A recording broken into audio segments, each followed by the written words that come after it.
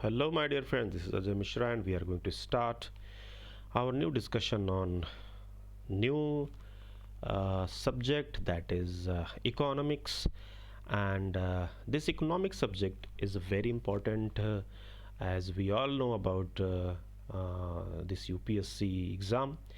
And today we will discuss about the trend analysis as well as basic concept and philosophy. And today is class one.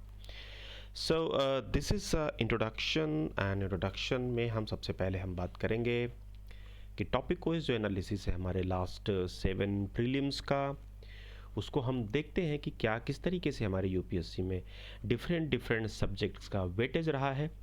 और यहाँ पे अगर हम weightage को देखते हैं तो कहीं ना कहीं हमें एक चीज़ पता चलेगी कि जो यूपीएससी प्रीलिम्स का जीएस का पेपर 2013 में जो हमारा ट्रेंड चेंज हुआ है, और 13 से लेकर के 19 तक जो हमारा प्रिलिमिनरी का एग्ज़ाम है, उसमें अगर हम इकोनॉमी को ध्यान से देखें तो इकोनॉमी के अगर क्वेश्चंस, नंबर ऑफ क्वेश्चंस हम देखेंगे थे कॉन्टिन्यूसली हाई लेवल पे रहे हैं। अगर हम 2017 से बात करें, 2017 में मैं इसलिए कह रहा हूँ क्योंकि 2017 में एक नया ट्रेंड शुरू हुआ एग्ज़ाम का, और यहाँ से जो क्वेश्चंस का लेवल है वो थोड़े दूसरे लेवल पे चला गया। मतलब अगर आज 2017, 18 और 19 में जो बच्चे बहुत क्लेम करते हैं कि नहीं वो सब कुछ पढ़ के चले जाएंगे और सब कुछ उनको आ जाएगा, तो it is almost impossible, because आप सब कुछ और उतने ही डीप एनालिसिस के साथ आप नहीं पढ़ सकते। 2017, 18 और 19 में जो क्वेश्चंस का पैटर्न रहा है वो इस तरीके से रहा है कि अगर आप की लॉजिकल एबिलिटी बहुत ही ज़बरदस्त नहीं रही तो आप उन क्वेश्चंस को पूरी तरीके से सॉल्व नहीं कर पाएंगे। और जब बात आती है लॉजिकल एबिलिटी की, तो कहीं ना कहीं जो इकोनॉमी का सब्जेक्ट है, एनालिसिस की जब बात आती है, तो कहीं ना कहीं जो इकोनॉमिक्स का सब्जेक्ट है वो कहीं ना कहीं नंबर 1 पे रहेगा ही रहेगा। क्योंकि जो इकोनॉमी का सब्जेक्ट है, इकोनॉमिक्स है, वो लॉजिकल है, रेशनैलिटी चेक की जा सकती है, एनालिसिस है, समझदारी पर बेस्ड है। तो अगर समझदारी पे बेस्ड पेपर बनेगा तो क्या ऐसा सब्जेक्ट नेग्लेक्ट किया जा सकता है? बिल्कुल भी नहीं। और इसलिए जो क्वेश्चंस हैं 2017 से आप लगातार देखेंगे कि इनको नेग्लेक्ट नहीं किया है। एक्चुअली में कभी भी नेग्लेक्ट नहीं किया। 2016 में 19 क्वेश्चंस जो आए हैं इकोनॉमी के, बिकॉज 2016 में लगभग 67 क्वेश्चंस के अराउंड करंट अफेयर्स थे। पूरा का पूरा पेपर करंट अफेयर से भरा पड़ा था 2016 का। लेकिन 2017 से बहुत ही बैलेंस्ड पेपर आने लगा। उस बैलेंस पेपर में भी जो इकोनॉमी और गवर्नमेंट स्कीम और ऑर्गेनाइजेशन के जो टॉपिक्स थे वो 29 क्वेश्चंस पूछे गए 2017 में। 2018 में 25 क्वेश्चंस, 3-4 क्वेश्चंस कम हुए, लेकिन 2019 में अगेन इसने अपना फिर से वो जो दर्जा था, वो जो रेस्पेक्ट थी, उसे हासिल किया और 18 क्वेश्चंस के साथ ये सबसे आगे रहा। अगर आप ध्यान से देखेंगे तो अदर सब्जेक्ट्स की अगर हम बात करें, इवन एनवायरनमेंट की बात करें, तो एनवायरनमेंट के जो क्वेश्चंस देखिए आप, 2014 में एनवायरनमेंट जब उठा था, एनवायरनमेंट के बारे में लोग हल्ला बहुत मचा था, वो 2014 था जहाँ पे 28 क्वेश्चंस पूछे गए थे। 2015 में 22, 21, 14, 12 एंड देन 21। तो आप ध्यान से देखेंगे जो इकोनॉमी का पेपर है हमारा 28 क्वेश्चंस, और जो हमारा एनवायरनमेंट है that is 21 questions in 2019। Agriculture से भी 2 क्वेश्चंस जो कि इकोनॉमी और एनवायरनमेंट का ही एक पार्ट है, आप ध्यान से देखेंगे। ज्योग्राफी के 7 क्वेश्चंस जो इन्होंने बताए हैं कि ज्योग्राफी एक ऐसा सब्जेक्ट है जो बहुत ही सबको लिए हुए है। तो जो इकोनॉमी वाला वो कहता है, अगर वो ज्योग्राफी का क्वेश्चन पूछ भी लिया गया तो इकोनॉमी वाला कहता है ये हम हमारे यहाँ से पूछा गया, एनवायरनमेंट वाला कहता है हमारे यहाँ से पूछा गया, एग्रीकल्चर वाला कहता है हमारे यहाँ से पूछा गया, लेकिन सब ज्योग्राफी का ही पार्ट है। इसलिए ज्योग्राफी का 7 क्वेश्चन कहना इट इज़ रॉन्ग, राइट, क्योंकि इकोनॉमिक ज्योग्राफी भी होती है, एनवायरमेंटल ज्योग्राफी भी होती है, एग्रीकल्चर भी उसी में आ जाता है। अगर हम साइंस टेक देखें तो 11 क्वेश्चंस हैं, हिस्ट्री एंड कल्चर से 15 questions, international relations, defence, person से न्यूज़ से 2 क्वेश्चंस, और पॉलिटी एंड कॉन्स्टिट्यूशन से लगभग 14 क्वेश्चंस पूछे गए हैं। तो अगर आप ध्यान से देखेंगे तो 1 थर्ड तो नहीं कहेंगे, लेकिन 1/4 से ऊपर जो वेटेज दिया गया है वो इकोनॉमी को दिया गया है। मतलब अगर एक सब्जेक्ट पे ठीक से कमांड किया जाए तो हम 25 क्वेश्चंस के अराउंड कवर कर सकते हैं। अगर एनवायरनमेंट को भी इन्वॉल्व कर लें तो भाई साहब 50% क्वेश्चंस हम लगभग कर ले जाएंगे। तो environment, agriculture, geography, agriculture, environment और इकोनॉमी का अगर क्वेश्चन हम जोड़ दें और हम उन पे अच्छे से कमांड कर लें तो कहीं ना कहीं हमारे को पास होने के तो लाले नहीं पड़ने वाले। यहाँ से करंट के भी क्वेश्चंस होते ही हैं, नो डाउट। करंट प्लस ये बेसिक्स जो दोनों चीज़ें हैं उसे हमें कमांड करना ही होगा। तो अब हम चलते हैं, और ये जो ट्रेंड, हमें एक चीज़ समझ में आ गई कि इकॉनमी जो है बहुत ही इंपॉर्टेंट है। इसके बाद हम ट्रेंड फिर से देखेंगे अगर हम वेटेज इनका एक चार्ट के माध्यम से। तो चार्ट में भी अगर आप ध्यान से देखेंगे तो इकॉनमी और गवर्नमेंट स्कीम का जो लेवल है वो कहीं ना कहीं सबसे ऊपर आपको दिख रहा होगा। अगर हम एक स्टोरी बिल्डिंग खड़ी करें इकोनॉमिक्स की और अदर सब्जेक्ट्स की तो आप देखेंगे कि सबसे ऊंची बिल्डिंग जो है वो इकोनॉमी की ही है, गवर्नमेंट स्कीम की ही है। अब अगर हम चैप्टर वाइज चलते हैं तो हम पिलर्स की बात करते हैं। आप देखेंगे जो हमारा पूरा इकोनॉमी है 2016, 17, 18 और 19, जो 4 साल जो पिलर्स हैं, कुछ टॉपिक्स हैं इकोनॉमी के, अगर हम उनको ध्यान से देखेंगे तो हमें ये पता चल जाएगा कि ज़्यादातर क्वेश्चंस हमें कहाँ पे फोकस करने की ज़रूरत है। तो आप ध्यान से देखेंगे तो मनी, बैंकिंग, फाइनेंस, इंश्योरेंस, यहाँ से 7 क्वेश्चन 2019 में, 18 में, 17, 16 लगातार देखेंगे 6 to 7 क्वेश्चन पूछा गया है। Then physical policy, budget and taxation, इनसे एक क्वेश्चन 2019 में, 18 में 4, 17 में 3, 16 में 3। बीओपी इंटरनेशनल ट्रेड से, बीओपी इंटरनेशनल ट्रेड से 2016 में 11 क्वेश्चंस, 17 में 4, 18 में 4 और 19 में फिर से अपनी प्रेस्टीज को हासिल करता हुआ इसने 7 क्वेश्चंस को फिर से अपने में ले लिया। अब sectors of economy, GDP, inflation, IIP, अगर यहाँ से हम देखेंगे तो 2016 में 4 क्वेश्चंस, 2017 में 8 क्वेश्चंस, 2018 में 3 क्वेश्चंस और 2019 में फिर से अपनी प्रेस्टीज को फिर से बनाते हुए 8 क्वेश्चंस को इसने फिर से ले लिया अपने अंडर में।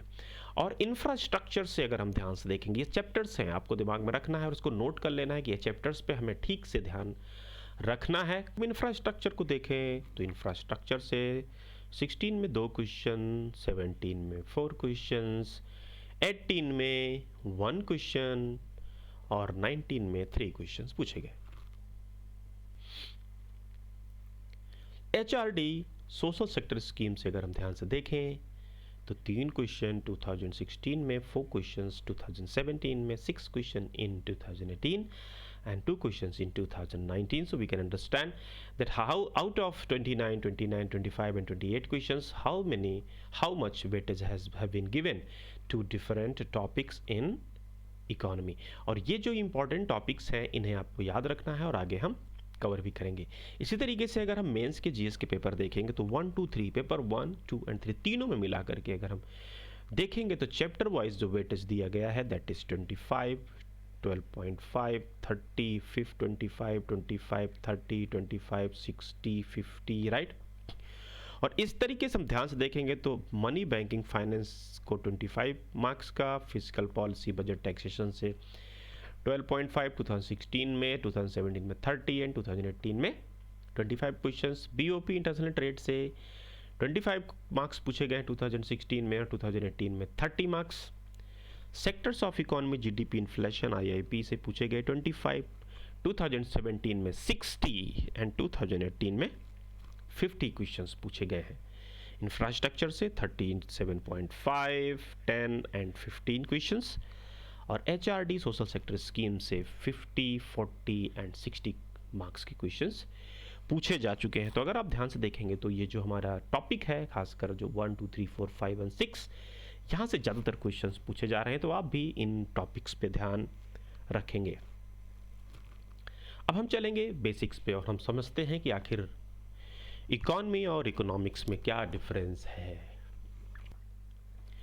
चलिए सबसे पहले काम करते हैं, हम एक मार्केट में चलते हैं। उस मार्केट में जहाँ पे आप शूज़ खरीदते हो, जहाँ पे आप कपड़े खरीदते हो, चलिए चलते हैं एक कपड़े की शॉप पे चलते हैं, ठीक है। कपड़े की शॉप पे जब हम पहुँचते हैं तो वहाँ पे हम क्या क्या नज़ारा देखते हैं, हमारा दिमाग क्या क्या काम करता है वहाँ पे। सबसे पहले तो वहाँ पे हम देखेंगे एक लेबर है जो आपको पहुँच जाता है और पूछता है आपसे कि भाई साहब क्या कपड़ा दिखाऊं मैं आपको, राइट। तो ये तो हो गया आपका लेबर, ये आपको पता चल जाता है कि ये यहाँ पे काम करने वाला ये मालिक नहीं है। लेकिन थोड़ी देर पे आपको पता चलता है कि एक मालिक बैठा है चंदन लगा करके, धोती कुर्ता पहन के, अच्छी खासी, हमारे यहाँ तो जो जलेबी की दुकान पे फटी बनियान पहन के उसमें गोल गोल छेद होता है वो बैठते रहते हैं। तो देखते ही पता चल जाता है कि यार ये बंदा मालिक है क्योंकि इसी फटी बनियान है और इसमें गोल गोल छेद है। लेकिन यहाँ के जो दिल्ली की शॉप्स हैं वहाँ पे तो थोड़ा मालिक दिखता है, राइट, स्मार्ट सा होगा वो। तो इसको कहते हैं इंटरप्रेन्योर।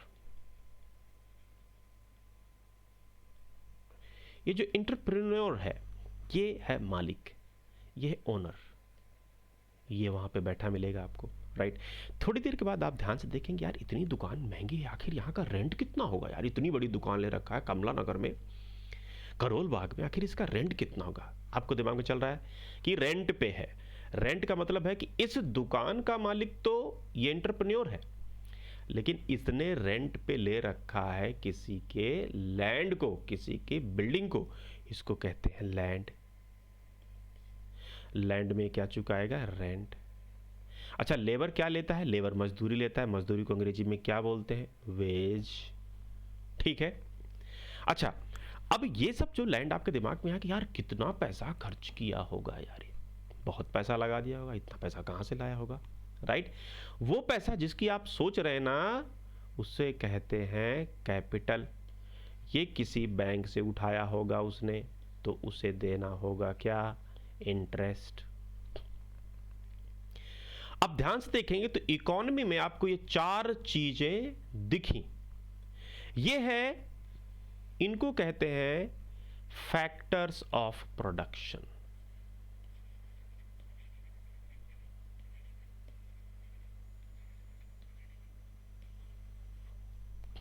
इनको क्या कहते हैं, factors of production.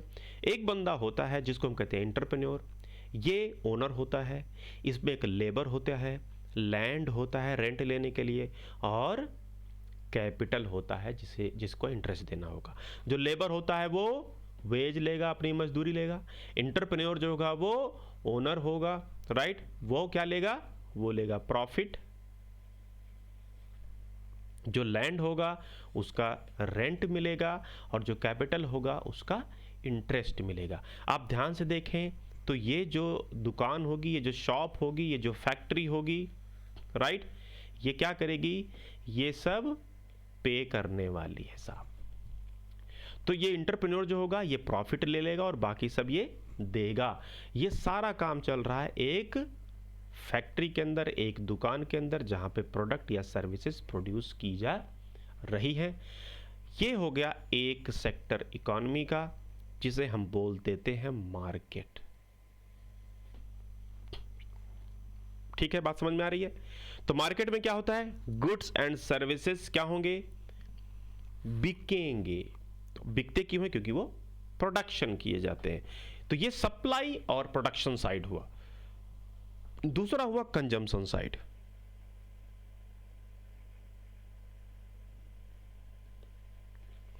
Consumption side में कौन होंगे, इनको कहते हैं हाउस होल्ड। इनको क्या कहेंगे, हाउस होल्ड कहेंगे। हाउस होल्ड मतलब ये जो बंदा मजदूर होगा रात में कहां पहुंच जाएगा, काम करके कहां पहुंच जाएगा, होम, अपने हाउस पहुंच जाएगा। पहुंच गया ना, इसकी फैमिली होगी, बीबी बच्चे भाई बहन होंगे। ये जो इंटरप्रेन्योर होगा ये रात में कहां पहुंच जाएगा, ये भी अपने घर पहुंच जाएगा, दारू पीने ना चला जाए कहीं तो, राइट। तो ये अपने घर पहुंच गया, इसके बीवी बच्चे भाई बहन होंगे, ये सब हाउस होल्ड है। तो हर आदमी की दो लाइफ होती है, एक लाइफ उसकी प्रोफेशनल लाइफ जो कि मार्केट में होती है, दूसरी लाइफ उसकी पर्सनल लाइफ जो उसके होम में होती है। ये पर्सनल लाइफ सारे लोग कौन है, हाउस होल्ड कहे जाएंगे। House husband, house wife, right, तो सब कौन है, हाउस होल्ड है, कि हाउस होल्ड ही कंजम्पशन करता है। कपड़े की दुकान वाला साबुन तो नहीं बेचता, लेकिन उसके घर में साबुन भी लगता होगा। कपड़े की दुकान वाला टीवी तो नहीं बेचता, तो टीवी भी उसके घर में होगी ही होगी। कपड़े की दुकान वाला कुर्सी मेज तो नहीं बेचता, कुर्सी मेज भी उसकी दुकान पे होगी। तो क्या हुआ, एक चीज़ तो वो सेल कर रहा है लेकिन बाकी चीज़ तो खरीद रहा है, तो कंज्यूमर हुआ कि नहीं हुआ। और वो कंजम्पशन करने के लिए कहाँ पहुँचता है, फिर मार्केट में पहुँचता है, राइट। तो ये एक मार्केट की दुनिया हुई, एक हुई हाउस होल्ड की दुनिया। मार्केट में पैसा लेके, प्रॉफिट लेके, रेंट लेके, सब कुछ लेके कहाँ पहुंच जाता है, हाउस होल्ड में वो इंसान पहुंच जाता है। तो अगर हम ध्यान से देखें तो ये, अगर हम एक तरफ कह दें मार्केट और दूसरी तरफ कहेंगे हाउस होल्ड, तो अगर मार्केट में लेबर काम करता है, इस लेबर को वेज मिलेगी, तो ये वेज कहाँ पहुँच गई, हाउस होल्ड के पास। ये जो एंटरप्रेन्योर है, इंटरप्राइज है, इसको मिलती है प्रॉफिट। ये प्रॉफिट कहाँ पहुँच गई, ये प्रॉफिट पहुँच गई हाउस होल्ड में। ये जो तीसरा होगा, ये कैपिटल जो होगा, ये कैपिटल जो बैंकिंग सेक्टर में पहुंचता है, वो बैंक में जो पैसा जमा होता है वो किसका होता है, वो हाउस होल्ड का जमा होता है। तो ये इंटरेस्ट भी किसके पास पहुंच गया, हाउस होल्ड के पास पहुंच गया। और चौथा है जो रेंट है, जिसको हम कहते हैं लैंड। ये लैंड पे जो मकान मालिक आपका होगा वो भी तो हाउस होल्ड वाला है, तो रेंट भी पहुंच गया कहाँ पे, हाउस होल्ड के पास। तो हाउस होल्ड इज क्या है, रिसीवर। और ये क्या है, ये है प्रोड्यूसर। तो ये देता है और ये लेता है। याद रखना है, जितना ये देगा उतना ही ये लेगा। मेरी बात समझ गए। यानी मार्केट में जितना टोटल प्रोडक्शन हो रहा है उसका टोटल वैल्यू अगर निकाल लें और जो हाउस होल्ड को मिल रही है इनकी टोटल वैल्यू निकाल लें, दोनों बराबर होनी चाहिए। ध्यान से देखो, यहाँ पे लेबर जितना वेज देगा उतना ही तो लेगा, जितना एंटरप्रेन्योर का प्रॉफिट होगा वो प्रॉफिट लेके उतना ही तो जाएगा। कैपिटल जितना ये यूज कर रहा होगा, इंटरेस्ट देगा, वो इंटरेस्ट यहीं तो पहुंच गया। लैंड का जो रेंट होता है वो लेकर के ये यहीं तो पहुंच गया। तो ये सारा देने वाला है और ये सारा, ये देने वाला है और ये लेने वाला है। बात समझ में आ रही है। अब ये काम कहाँ हो रहा है, ये चल रहा है इकोनॉमी के अंदर। इसको पूरा बोल दो इकोनॉमी। इकोनॉमी में हर मार्केट को अगर हम कैलकुलेट करें तो ये है इकोनॉमिक एक्टिविटी जो आपको ध्यान से दिख रहा है। ये क्या हो रहा है, इकोनॉमिक एक्टिविटी हो रही है। इस इकोनॉमिक एक्टिविटी में एक मार्केट में सारे सामान सेल किए जा रहे हैं, दूसरा आदमी खरीद रहा है या कंज्यूम कर रहा है। जो कुछ भी हो रहा है ये सारा चीज़ कहाँ हो रहा है, एक मार्केट में हो रहा है। और ये एक इकोनॉमिक एक्टिविटी है जिसमें मार्केट और हाउस होल्ड के बीच में ट्रांजैक्शंस हो रहे हैं। ठीक है, तो ये एक डिमांड और सप्लाई का भी खेल है। डिमांड कौन करता है, डिमांड करती है हाउस होल्ड अल्टीमेटली, और सप्लाई कौन करता है, मार्केट करता है। और इनके बीच में होता है प्रोडक्शन, जो कि हम आगे डिस्कस करने वाले। अब हम चलते हैं इकोनॉमी के दूसरे एंगल की तरफ। ये एक मार्केट में आप गए, कपड़े की दुकान पे खड़े हुए थे और आपने ये सारी चीज़ें देखी, इसे क्या कहेंगे, इकोनॉमिक एक्टिविटी। ये एक्टिविटी चल रही है, लेकिन अब आपने डिसाइड किया कि यार अब मैं इस इकोनॉमिक एक्टिविटी को स्टडी करूंगा। अब मैं इस इकोनॉमिक एक्टिविटी को क्या करूंगा, स्टडी करूंगा। तो जैसे ही स्टडी की बात आएगी ये क्या हो जाएगा, इकोनॉमिक्स। जब तक ये स्टडी नहीं थी तब तक ये थी इकोनॉमी।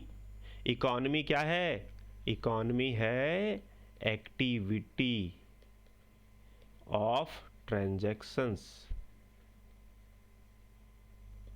ये मार्केट में सारी एक्टिविटी जो आप देख रहे थे, that is a part of economy. और जैसे ही इसकी स्टडी शुरू कर दिया, study of economic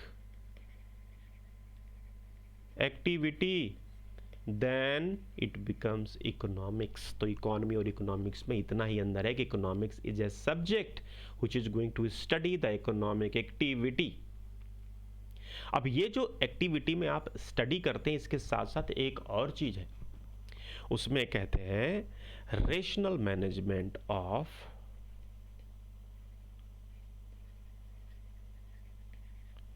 scarce resources. Rational management of scarce resource. Scarce मतलब ऐसा रिसोर्स जिसकी कमी हो। अब इसकी कमी को देखते हैं, क्या होता है स्कैर्स रिसोर्सेस। आखिर स्कैर्सिटी क्या है? स्कैर्सिटी क्या है? लेट्स कंसीडर हमारे कंट्री को देख लेते हैं। हमारा कंट्री जो है वो सेकंड मोस्ट पॉपुलेटेड है या नहीं है? It is the second most populated country in the world. But ये अगर हम लैंड एरिया के मामले में देखें तो it is the 7th largest. सोच के देखना, it is having 2.4% of land और having more than 15% population, around 16% population of the world.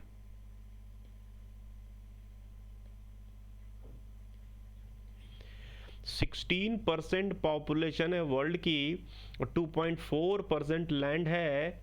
सोच के देखो, लैंड स्कार्स होगा कि नहीं होगा? ट्रेन स्कार्स होगी कि नहीं होगी? एम्प्लॉयमेंट स्कार्स होगा कि नहीं होगा? स्कार्सिटी होगी कि नहीं होगी? कमी होगी कि नहीं होगी? फूड ग्रेन की कमी होगी कि नहीं होगी?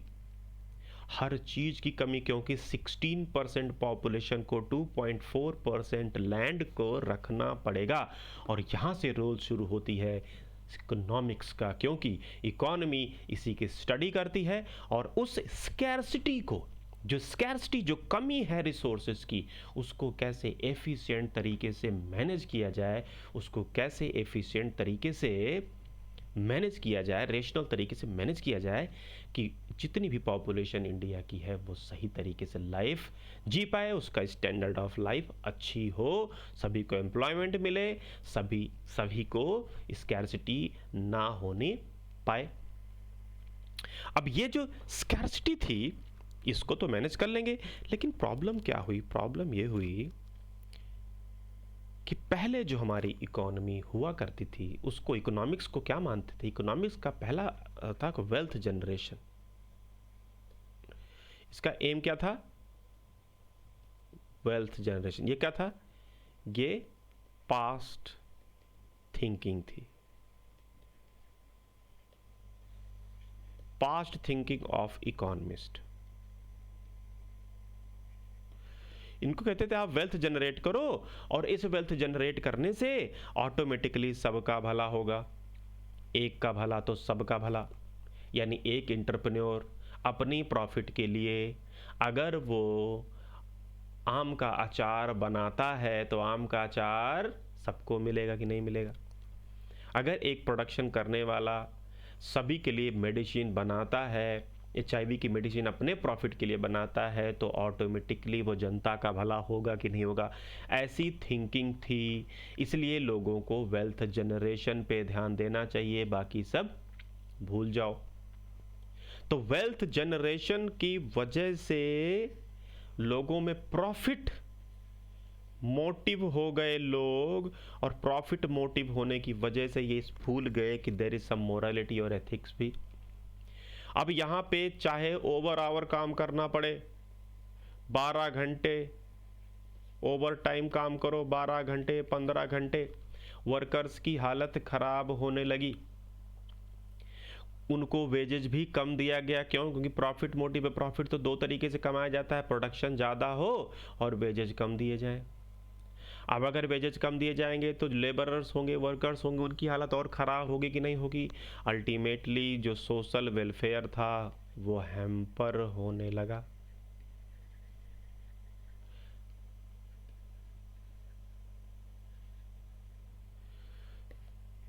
और फिर ये थियरी जो वेल्थ जनरेशन की थियरी है, इसके खिलाफ लोग खड़े हो गए और इन्होंने कहा कि जो आप वेल्थ जनरेशन की बात कर रहे हो, it is not at all the aim of economics.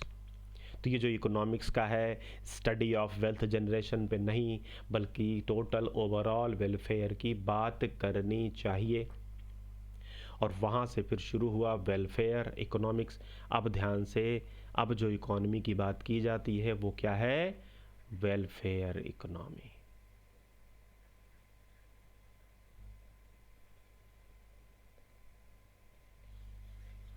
तो हमारी जो वेलफेयर इकोनॉमी है इसमें क्या होगा? इसमें एक तरफ नो डाउट प्रॉफिट है, नो डाउट प्रॉफिट है, लेकिन दूसरी तरफ ह्यूमन वेलफेयर भी है, ह्यूमन वेलफेयर भी है। जाहिर सी बात है, अगर एनवायरनमेंट डिग्रेडेशन हो रहा है तो उससे पूरे ह्यूमन वेलफेयर को नुकसान है कि नहीं है? प्रॉफिट कहाँ का काम है? मार्केट का काम है।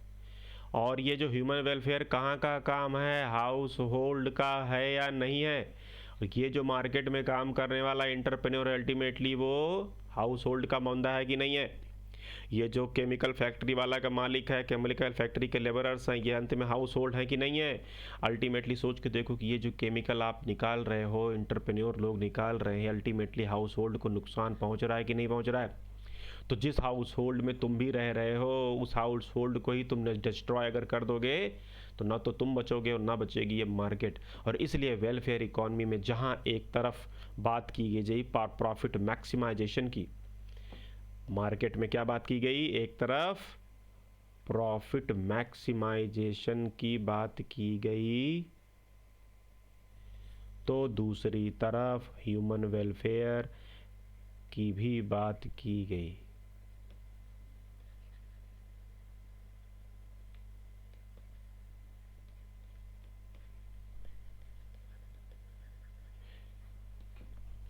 और बहुत सारे इकोनॉमिस्ट आए और उन्होंने वेलफेयर अप्रोच को बढ़ाया। उन्होंने कहा कि अगर वेलफेयर इकोनॉमी सबका होगा तो ही होगा। जॉन रॉल्स साहब ने कहा था ना कि a chain is as strong as its weakest link. John Rawls साहब ने ये बात कह रखी है, पहले से आपको पता होगा कि ये सोसाइटी की चेन है। अगर इस प्रॉफिट मैक्सिमाइजेशन की वजह से कोई चेन कमज़ोर रह जाती है तो सोसाइटी टूटने लगेगी, और अगर सोसाइटी टूटने लगी तो इकॉनमी भी नहीं बचेगी। अच्छा, अब ध्यान से देखेंगे यहाँ पे, point to be noted my Lord's. यहाँ पे अगर प्रॉफिट मैक्सिमाइजेशन पे ध्यान दिया गया, लेकिन साथ ही साथ वेलफेयर पे भी ध्यान दिया गया, एनवायरमेंटल डिग्रेडेशन पे भी ध्यान दिया गया, पावर्टी एलिविएशन पे भी ध्यान दिया गया, तो कहीं ना कहीं प्रॉफिट जो होगा ये कम होगा कि नहीं होगा? प्रॉफिट जो होगा वो कम होगा कि नहीं होगा? सिंपल सी बात है, जब आप अंधाधुंध चल रहे थे बिना एनवायरनमेंट का ध्यान दिए हुए तो प्रॉफिट ज़्यादा हो रही थी, लेकिन अब आपको टेंशन किसकी हो गई? एनवायरनमेंट की टेंशन हो गई, पावर्टी की टेंशन हो गई, डेवलपमेंट की टेंशन हो गई। अगर इन सब की टेंशन हो गई, फार्मर्स की टेंशन हो गई, विमेन की टेंशन हो गई, चाइल्ड की टेंशन हो गई, चिल्ड्रंस की टेंशन हो गई, ये सारी चीज़ें हो गई, पूरा ह्यूमन वेलफेयर पे ध्यान देने लगे, तो कहीं ना कहीं जो एंटरप्रेन्योर होगा उसके साथ क्या क्या होने वाला? पहला कि ये एनवायरनमेंट की चिंता इसको करनी पड़ेगी। दूसरा, इसको चाइल्ड जो लोग हैं, चाइल्ड, उनको आप जॉब पे नहीं रह सकते, उनको जो एज ए वर्कर प्रोहिबिटेड होगा कि नहीं होगा? प्रोहिबिटेड, एज ए वर्कर काम नहीं कर सकते। वीमेन के लिए आपको बहुत सारी फैसिलिटी दी जानी होगी। जो वर्कर्स होंगे उनको इंश्योरेंस देना होगा, हेल्थ का, लाइफ का। इससे क्या हो रहा है? इससे प्रॉफिट कम होगी या ज़्यादा? प्रॉफिट कम होगी एंटरप्रेन्योर को, अल्टीमेटली एंटरप्रेन्योर अपनी जेब से ही तो देगा साहब इसको। और ये जो बात है इसको कहते हैं ट्रेड ऑफ। दो गोल हैं, गोल नंबर 1 और गोल नंबर 2। अब गवर्नमेंट को ध्यान रखो, गवर्नमेंट क्या चाहती है कि ग्रोथ बहुत ज़्यादा हो, कंट्री की ग्रोथ बहुत ज़्यादा हो, और वो ग्रोथ ज़्यादा कब होगी? जब मार्केट में ज़्यादा प्रॉफिट आएगा, ज़्यादा काम होगा। लेकिन गोल 2 क्या है? गोल 2 है कि ह्यूमन वेलफेयर होनी चाहिए, एनवायरनमेंट का प्रोटेक्शन भी होना चाहिए। अगर एक गोल पे फोकस बढ़ाएंगे तो दूसरा गोल नेगलेक्टेड होगा। इसी तरीके से अगर दूसरे गोल को भी हम फोकस करेंगे तो पहला गोल जो है अचीव करने में थोड़ी बहुत कंप्रोमाइज करना पड़ेगा। ये जो कंप्रोमाइज है, profit is being traded of, profit is being traded off because of human welfare. तो पहला गोल को फोकस किया गया, इसको कहते हैं ट्रेड ऑफ। पहले गोल को ट्रेड ऑफ किया जाएगा तभी दूसरा फोकस किया जा सकता है। तो दोनों के बीच ट्रेड ऑफ हो रहा है, और इसी ट्रेड ऑफ ने एक नई थियरी को जन्म दिया, उसको बोलते हैं अपॉर्चुनिटी कॉस्ट।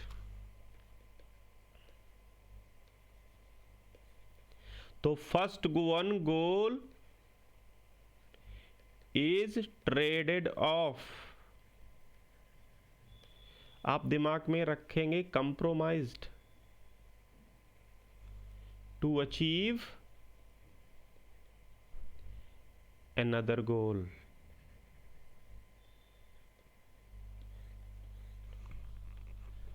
ठीक है, इसी को बोलते हैं अपॉर्चुनिटी कॉस्ट भी। याद रखेंगे अपॉर्चुनिटी कॉस्ट क्या है? अपॉर्चुनिटी कॉस्ट है आपको दो चॉइस में से एक चॉइस चुनना होगा, दो चॉइस में से एक चॉइस चुनना होगा। अगर आपने एक चॉइस चुनी तो दूसरा के कॉस्ट पे ही चुनना पड़ेगा। बस यही है अपॉर्चुनिटी कॉस्ट। एक गोल यानी कि अगर ह्यूमन वेलफेयर को आपने चुना तो दूसरी विल बी नेग्लेक्टेड, यानी कि प्रॉफिट विल बी मार्जिनलाइज्ड। तो it will be at the cost of profit, at the cost of profit you are choosing human welfare. तो या तो ऐसे कह लो कि प्रॉफिट इज बीइंग कंप्रोमाइज्ड या traded off because of ensuring human welfare, या फिर at the cost of profit, human welfare is being ensured। This is called opportunity cost. Why? Because one thing you want to achieve, then definitely another must be compromised। अब थोड़ा गंदा example लेते हैं आपका खुद का। आज आप स्टडी कर रहे हैं बैठ के रूम में, यूपीएससी की प्रिपरेशन कर रहे हैं। इस यूपीएससी के प्रिपरेशन में आप अपने लेज़र टाइम को, जो लेज़र जहाँ पे मूवी देख सकते थे, घूम सकते थे, एंजॉय कर सकते थे, उसकी जगह पे आप यूपीएससी को टाइम दे रहे हैं। तो यूपीएससी का टाइम और जो लेज़र टाइम है, आपका खुश रहने वाला मनोरंजन टाइम है, इनके बीच ट्रेडेड ऑफ चल रहा है। तो leisure time is traded off, right, to keep balance between the your success and your leisure. ये सक्सेस है, you want to achieve this, तो एट दिस टाइम आपको अपने लेजर टाइम से ट्रेडेड ऑफ करना होगा। अपॉर्चुनिटी कॉस्ट की अगर हम बात करें तो सिंपल सी बात है, यूपीएससी पे अगर आप अचीव करना चाहते हैं, सक्सेस पाना चाहते हैं, तो अपने लेजर टाइम का जो अपॉर्चुनिटी कॉस्ट है, at the cost of leisure, at the cost of leisure, किसका दाम किसका कम हो रहा है?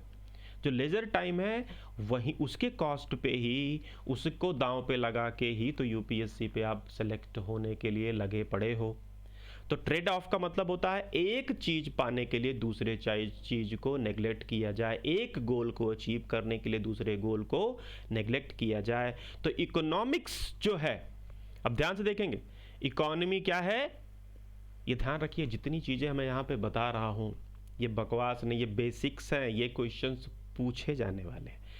नथिंग, यहाँ पे कुछ भी, मैं कुछ भी यहाँ पे कहानी नहीं करता, जो भी मैं जानता हूँ सीधा यूपीएससी के लिए, बिकॉज 2017, 18, 19 के जो क्वेश्चन है मैंने आपको बार बार बताया है कि जितने भी कॉन्सेप्चुअल क्लैरिटी है, इसलिए इकोनॉमी में आपको कॉन्सेप्ट पे ज़्यादा ध्यान देना, ट्रेड ऑफ क्या है ये पता होना चाहिए, अपॉर्चुनिटी कॉस्ट क्या है ये पता होना चाहिए। अगर वहाँ पे टर्म ये लिखा हुआ आ गया तो आपके लिए मुश्किल हो जाएगी समझ पाना, ठीक है। तो आप इसको समझें। इकोनॉमी क्या थी? इकोनॉमी थी एक्टिविटी, एक्टिविटी जो मार्केट में आप देख रहे हैं। इकोनॉमिक्स क्या है? स्टडी है, और स्टडी क्या है? इकोनॉमिक एक्टिविटी की study, study of economic activity, और इसके साथ साथ study of rational management, rational management of economic resources.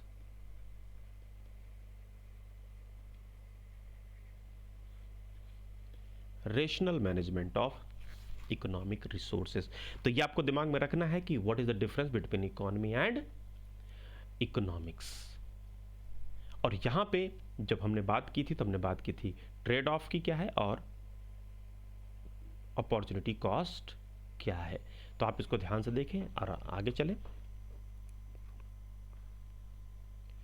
Now approaches to the study of economics.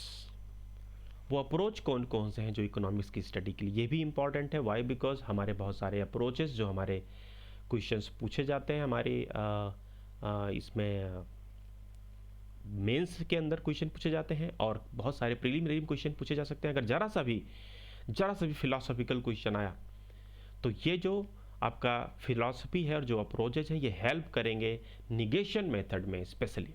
तो प्रीलिमिनरी में हेल्प करेंगे और मेंस में तो खैर आना ही है। मेंस में तो इन थियरीज को आप यूज करें। तो सबसे पहले अप्रोचेस क्या है? 3 लेवल पे है, macro, micro and meso economics.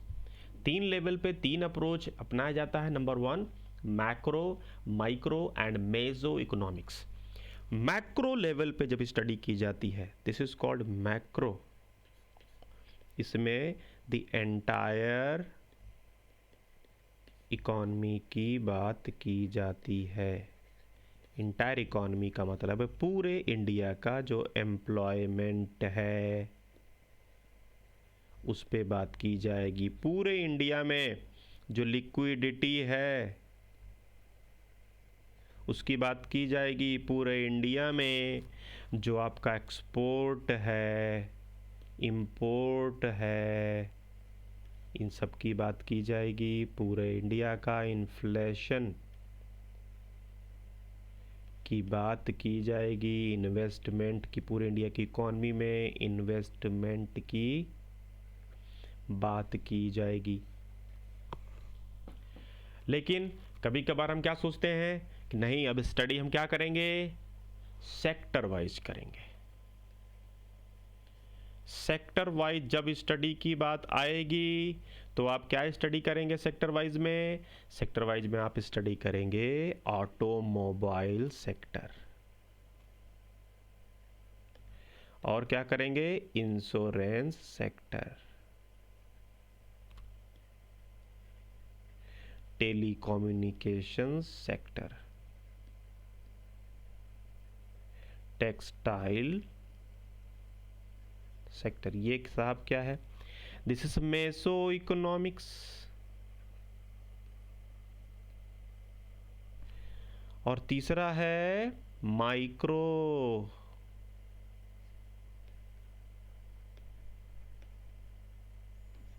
यहां पे हम क्या पहुंच जाएंगे? हम जाएंगे फर्म में। फर्म में, उस फर्म के अंदर हम देखेंगे लेबर। ये बहुत यूनिट है, जो यूनिट्स होती है ना, यूनिट्स पे चले जाओगे तो इकॉनमी एज ए होल चले जाओगे और सेक्टर वाइज चले जाओगे। तो लैंड, लेबर जो नीचे के हैं फर्म में क्या चीज़ें होनी चाहिए? एक फर्म के अंदर जब स्टडी करना शुरू करते हैं तो वो कैसे इन्वेस्टमेंट बढ़ाता है, किस तरीके से वहाँ पे रूल्स कानून चलते हैं, कौन कौन से लॉ फॉलो करता है वो, लैंड कैसे किस तरीके से वो यूज करता है। अगर हम यूनिट के लेवल पे चले जाएं, कैपिटल के लेवल पे चले जाएं, तो this is called micro economics. जब हम सेक्टर वाइज चले जाएंगे this is called meso economics, और जब हम मैक्रो लेवल पर रहेंगे एंटायर इकोनॉमी की बात करेंगे तो ये that is called macro economics. ये 3 स्टडी के टूल्स हैं, आपको तीनों को जानना है। इंडिया में जो हम स्टडी करने वाले हैं यूपीएससी वाले, that is more as macro economics, ठीक है। तो वी जो यूपीएससी वाले वो स्टडी क्या करेंगे, मैक्रो इकोनॉमिक्स। अब हम दूसरा अप्रोच लेते हैं मार्केट जो स्टडी करने का इकोनॉमी का, ये इंपॉर्टेंट है, इसको आपको जानना ज़रूरी है। वर्ल्ड में 3 चीज़ें ये फैली हुई हैं सबसे ज़्यादा इस समय, अदर अप्रोचेस भी हैं लेकिन ये 3 सबसे ज़्यादा हैं। सबसे पहला है मार्केट इकोनॉमी। मार्केट इकोनॉमी का मतलब होता है कि भाई अगर गवर्नमेंट और मार्केट दोनों में से चुनना हो कि who is going to regulate the market, who is going to regulate the market, एक तरफ हमेशा ध्यान रखेंगे, एक तरफ तो हो गई मार्केट फोर्सेस, एक तरफ हो गए हाउस होल्ड, और बीच में बैठती हुई है गवर्नमेंट। आजकल जो गवर्नमेंट होती है वो ज़्यादातर डेमोक्रेटिक गवर्नमेंट है। तो डेमोक्रेटिक गवर्नमेंट की खास क्या बात होती है कि जो हाउस होल्ड है उनको भी प्रोटेक्शन मिले और जो मार्केट है वो भी सही से चले। लेकिन मार्केट इकोनॉमी क्या कहती है कि जो गवर्नमेंट है, गवर्नमेंट इसको कुछ ना पता, ये जो गवर्नमेंट है इसको कुछ ना पता, ये जो मार्केट है इसको सब पता। मार्केट क्या देखती है, डिमांड कहाँ से आई, हाउस होल्ड से। मार्केट क्या करेगी, सप्लाई, इसका काम क्या, ये बीच में काय को नाक अड़ा रहा है। तो मार्केट इकोनॉमी कहती है ये मार्केट है, ये सब जानती है, ठीक है। तो मार्केट क्या है, डिमांड होती है हाउस होल्ड से और मार्केट उसको सप्लाई कर देती है। अब ये जो मार्केट है ये कहती है कि जो इकोनॉमी होनी चाहिए उसमें जो गवर्नमेंट का इंटरफेरेंस होना चाहिए वो लीस्ट होना चाहिए। इसको कहा गया लेसेस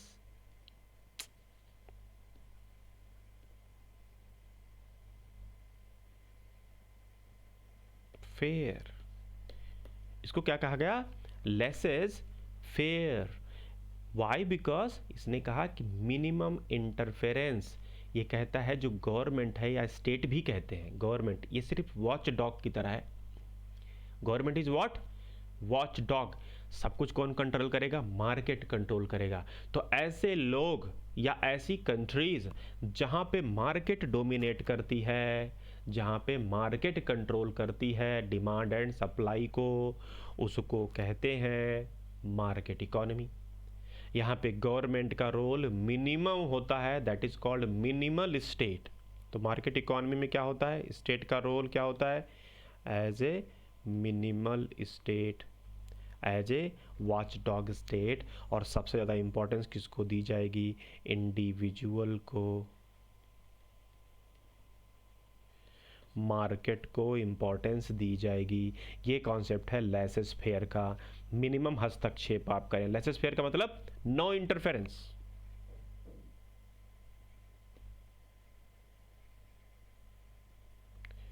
लेसेस फेयर का मतलब नो इंटरफेरेंस। तो मार्केट इकोनॉमी ये बात करती जहां पे मार्केट डोमिनेट करेगा ना कि गवर्नमेंट। लेकिन दूसरी इकोनॉमी क्या बात करती है, ये बात करती है कमांड इकोनॉमी की।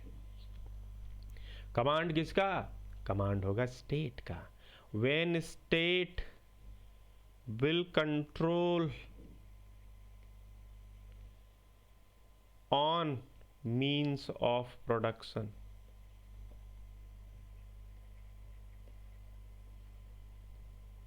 जो मीन्स ऑफ प्रोडक्शन है, इनको फैक्टर्स ऑफ प्रोडक्शन भी कह लो, लैंड, लेबर, कैपिटल, सब पे किसका कंट्रोल हो, गवर्नमेंट का कंट्रोल हो, स्टेट का कंट्रोल हो, तो ऐसी इकोनॉमी को क्या कहेंगे, कमांड इकोनॉमी कहेंगे। और ऐसी इकोनॉमी जो पहले हमारे कम्युनिस्ट स्टेट हुआ करते थे, जैसे कि यूएसएसआर, या जहां पे तानाशाही होती हो जैसे कि नॉर्थ कोरिया, वहां पे ही कमांड इकोनॉमी देखने को मिलती है। अदरवाइज कमांड इकोनॉमी आजकल एग्जिस्ट नहीं करती है। तो मार्केट इकोनॉमी क्या है, जहां पे पूरी तरीके से मार्केट रूल करे। कमांड इकोनॉमी क्या है, जहां पे पूरी तरीके से गवर्नमेंट रूल करे। तीसरी एक और इकॉनमी है भाई साहब, जिसको कहते हैं मिक्स्ड इकॉनमी। मिक्स्ड इकॉनमी में दोनों सेक्टर होंगे, एक तरफ मार्केट होगी जिसको कहेंगे प्राइवेट सेक्टर, दूसरी तरफ गवर्नमेंट का कंट्रोल होगा जिसको कहेंगे पब्लिक सेक्टर। ये दोनों रहता है, ज़्यादातर इकॉनमीज़ मिक्स्ड इकॉनमी टाइप है। इंडिया की भी इकॉनमी मिक्स टाइप की इकॉनमी है, जहाँ पे कोर सेक्टर्स जो हैं वो गवर्नमेंट कंट्रोल करती है और बाकी चीज़ों को मार्केट के ऊपर छोड़ देती है। यहाँ पे गवर्नमेंट और मार्केट दोनों एग्जिस्ट करते हैं। भाइयों, तुम भी राज करो और हम भी करते हैं, कुछ काम हम कर लेते हैं और कुछ काम तुम कर लो भाई साहब। तो कमांड इकॉनमी पूरे तरीके से गवर्नमेंट का कंट्रोल, मार्केट इकॉनमी में जैसे कि यूएसए में, सिंगापुर में, ये सब कैपिटलिस्ट कंट्री हैं, यहाँ पे मार्केट इकॉनमी कहेंगे। और जो कमांड इकॉनमी है नॉर्थ कोरिया को ले ले अभी, और जो मिक्स्ड इकॉनमी है इंडिया को ले लीजिए। अब इकोनॉमिक सिस्टम्स पे देख लेते हैं थोड़ा सा। इकोनॉमिक सिस्टम्स के बारे में अगर हम स्टडी करना चाहते हैं तो वो भी हम देख लेते हैं। Liberal and neo liberal economics, Keynesian economics, socialist and communist economics, Nehruvian and Gandhian economics, थोड़ा थोड़ा हमें जानना ज़रूरी है। ये इंपॉर्टेंट है। ये इंपॉर्टेंट इसलिए है क्योंकि अगर हम इसको थोड़ा सा जानेंगे तो हमारे पास टर्म्स होते हैं, आंसर राइटिंग में हमें बहुत हेल्प मिलेगी। लेकिन दूसरी जो सबसे इंपॉर्टेंट बात है कि हमें गेस करने में जब हमारे पास क्वेश्चंस आएंगे तो हम बहुत ही ब्रॉड पिक्चर अगर बनाना चाहेंगे तो हम अल्टीमेटली इनका ही भरोसा करेंगे। ये भगवान है, जैसे कि जब हमें कुछ नहीं सहारा दिखता है तुम कहते हैं हे ईश्वर मेरी मदद करो। ऐसे ही भाई साहब जब आपको परेशानी आ जाए तो आप सीधा अपने दोनों हाथ जोड़ करके इन जो थियरीज हैं इन पे चले जाना और इनसे पूछना कि प्लीज़ साहब हमारी हेल्प कीजिए, और देखिए यहाँ से निकल के कोई ना कोई रास्ता ज़रूर आएगा। ठीक है, तो इकोनॉमिक सिस्टम्स जो है सबसे पहले हम चलेंगे लिबरल और नियो लिबरल इकोनॉमिक्स में। लिबरल इकोनॉमिक्स वही जो अभी हमने मार्केट इकोनॉमी की बात की थी साहब। तो ये जो मार्केट इकोनॉमी की हमने बात की थी, इसी मार्केट इकोनॉमी में दो पार्ट हो गए। एक हो गए लिबरल, दूसरी तरफ हो गए नियो लिबरल। नियो मतलब नए लिबरल, लिबरल मतलब पुराने लिबरल। पुराने लिबरल जो बात करते थे वो बात करते थे इंडिविजुअल की। ये कहते थे कि व्यक्ति को अपना उद्देश्य पाने दो, इंटरफेयर मत करो। स्टेट ने इंटरफेयर नहीं किया तो ये इंडिविजुअल लोगों ने ऐसी तैसी कर दी, लेबर की ऐसी तैसी कर दी, क्योंकि इनका उद्देश्य क्या था, प्रॉफिट मैक्सिमाइजेशन। बताया था ना मैंने अभी। प्रॉफिट मैक्सिमाइजेशन की वजह से क्या हुआ, लिबरल लोग जो कहते थे लिबरल रखो, लॉज को लिबरल रखो, सबको अपना उद्देश्य पाने दो। इंडिविजुअल खूब फैक्ट्री चलाया, खूब जा करके खूब एक्सप्लॉयटेशन किया जो पब्लिक है उनका, और जब एक्सप्लॉयटेशन किया तो इसके खिलाफ उठने लगी आवाज़। तो लिबरल और नियो लिबरल के बीच में एक फेज आता है।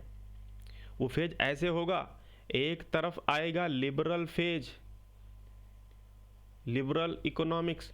ये लिबरल इकोनॉमिक्स क्या होगा, एक्सप्लॉयटेशन की तरफ बढ़ेगा। लिबरल इकोनॉमिक्स क्या करेगा, एक्सप्लॉयटेशन की तरफ बढ़ेगा। इस एक्सप्लॉयटेशन की वजह से मार्क्सिस्ट रिवॉल्यूशन हो जाएगा। सोच के देखो ये मार्क्सिस्ट रिवॉल्यूशन है क्या। मार्क्सिस्ट रिवॉल्यूशन कहता है सुनो बे, अब तुम करने लगे अब शोषण, तुम करने लगे शोषण, exploitation. If you are doing exploitation, किसका एक्सप्लॉयटेशन, वर्कर्स का एक्सप्लॉयटेशन, एक्सप्लॉयटेशन ऑफ वर्कर्स। इनको ना तो मजदूरी दी जा रही थी, ना इनको मजदूरी दी जा रही थी, इनको ना कोई इंश्योरेंस फैसिलिटी दी जा रही थी, और इसलिए इनकी जो कंडीशन थी बहुत बुरी हुई। और तब मार्क्स के नाम पर एक मसीहा का जन्म हुआ। ठीक है, मार्क्स खलिया थे, मार्क्स को कोई काम नहीं था, बेरोजगार थे, अपने दोस्त एंजल्स की फैक्ट्री में बैठ के ये किताबें लिख रहे थे और उन किताबों में इतने इमोशनल हुए कि उन्होंने उस किताबों में लिख डाला कि सुनो बे मजदूरों, तुम्हारा हो रहा है शोषण, और सुनो बे मजदूरों, सब हो जाओ एक, तुम्हारे पास खोने के लिए कुछ भी नहीं है, खोने के लिए सिर्फ है ये जंजीरें जिन्होंने ये लिबरल इकोनॉमिस्ट जो है तुम्हारे ऊपर डाल चुके हैं। ये जो कैपिटलिस्ट हैं, लिबरल फेज क्या है, ये कैपिटलिस्ट कहा जाएगा। इन्होंने कहा, मार्क्स ने कहा पूरी सोसाइटी दो भागों में बटी है, एक तरफ कैपिटलिस्ट हैं, दूसरी तरफ वर्कर्स हैं। इन्होंने वर्कर्स को कहा संबोधित करते हुए कि सुनो वर्कर्स, तुम्हारे पास खोने के लिए कुछ नहीं है, ये कैपिटलिस्ट हैं जो तुम्हारा शोषण कर रहे हैं, इनके खिलाफ खड़े हो जाओ, आंदोलन कर दो और कैपिटलिस्ट को मिटा दो। और मार्क्स के इस बातों से तो कुछ फर्क पड़ नहीं रहा था। मार्क्स थोड़ा थोड़ा ये जो कैपिटलिस्ट हैं इनको क्या कहते हैं, मार्क्स के बार बार अवेयर करने के बावजूद भी कैपिटलिज्म का जो शोषण वाला नेचर है ये ख़त्म नहीं हो रहा था, एक्सप्लॉयटेशन जारी था। और फिर अवतार होता है लेनिन का। लेनिन आपको याद होगा, लेनिन साहब ने रशियन रिवॉल्यूशन किया 1917 में और बोला सुनो बे, अब राज करेंगे कौन, राज करेंगे वर्कर्स, राइट, राज करेंगे वर्कर्स। और अब जो सोसाइटी होगी उसमें ना कोई गरीब होगा और ना कोई अमीर होगा, सबको मार मार के गरीब बना दिया, कैपिटलिस्ट को मिटा दिया, काट के फेंक दिया। और यहाँ पे जन्म हुआ कम्युनिस्ट स्टेट का। ये जो कम्युनिस्ट स्टेट था इसी को बोलते हैं कमांड इकोनॉमी। लेकिन धीरे धीरे इस कमांड इकोनॉमी की भी कमियां नज़र आना शुरू हो गई। कमांड इकोनॉमी की भी कमियां नज़र आना शुरू हो गई और अल्टीमेटली ये जो लिबरल थे इन्होंने कहा कि सुनो भाई, ये कमांड इकोनॉमी भी फेल हो गई, गवर्नमेंट पे पूरा कंट्रोल वो भी फेल हो गया। लिबरल जो है अब वो नियो लिबरल के फॉर्म में बदल गए और फिर से लिबरल ने अपना फेज उठाया और खोपड़ी उठाई और उन्होंने कहा कि सुनो भैया, मार्केट इकोनॉमी ही बेटर है। ये लिबरल्स जो थे ये 18, 19 और 20 इन सेंचुरीज में थे। ये जो लिबरल्स थे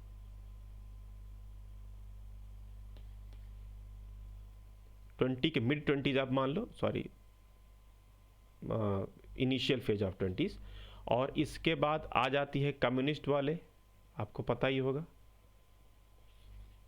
और फिर 1970s से फिर से नियो लिबरल्स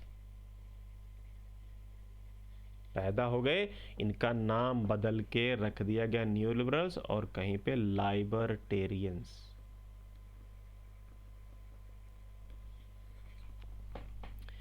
तो एक तरफ कमांड इकोनॉमी जिसे क्या कहा गया, कम्युनिस्ट इकोनॉमिक्स, जहाँ पे पूरी तरीके से गवर्नमेंट कंट्रोल करेगी। ठीक है, तो गवर्नमेंट जब कंट्रोल करती है तो पूरी तरीके से कमांड इकोनॉमी बोलेंगे। जहाँ पे गवर्नमेंट बिल्कुल भी कंट्रोल नहीं करती है वहाँ पे लिबरल्स और नियो लिबरल बोल सकते हैं। एक बीच में आ गया कीन्सियन इकोनॉमिक्स, वो देख लो जरा। ये कीन्सियन इकोनॉमी क्या है साहब, कीन्स भी मार्केट के फेवर में है, लेकिन ये बहुत ही चालाक और बुद्धिमान इंसान इनको कह सकते हैं। इन्होंने ये कहा कि इकोनॉमी जब तक ठीक ठाक चलती है तब तक मार्केट, तब तक चलने दो इसको। ये इकोनॉमी है, सर्कुलर मोशन चल रहा है, प्रोडक्शन, डिमांड, सप्लाई सब सही से चल रहा है, अभी इंटरफेयर मत करो। कीन्स ने कहा लेकिन अगर ये साइकिल कमज़ोर हो जाए तो, ये साइकिल कमज़ोर हो जाए और जो ग्रोथ है वो निगेटिव होने लगे, जिसको कहते हैं डी ग्रोथ होने लगे, तो कह रहे हैं भैया अब गवर्नमेंट को इंटरफेयर करना चाहिए। तो कीन्सियन इकोनॉमिक्स क्या है, कीन्सियन इकोनॉमिक्स है कि अगर डी ग्रोथ हो जाए, अगर निगेटिव ग्रोथ जाने लगे इकोनॉमिक्स में, इकोनॉमिक्स का पहिया कमज़ोर होने लगे, इकोनॉमिक्स कमज़ोर होने लगे, तो गवर्नमेंट को इंटरफेयर करना चाहिए। और इंटरफेयर कैसे करना चाहिए, इंटरफेयर ऐसे करना चाहिए कि गवर्नमेंट को इन्वेस्ट करना चाहिए।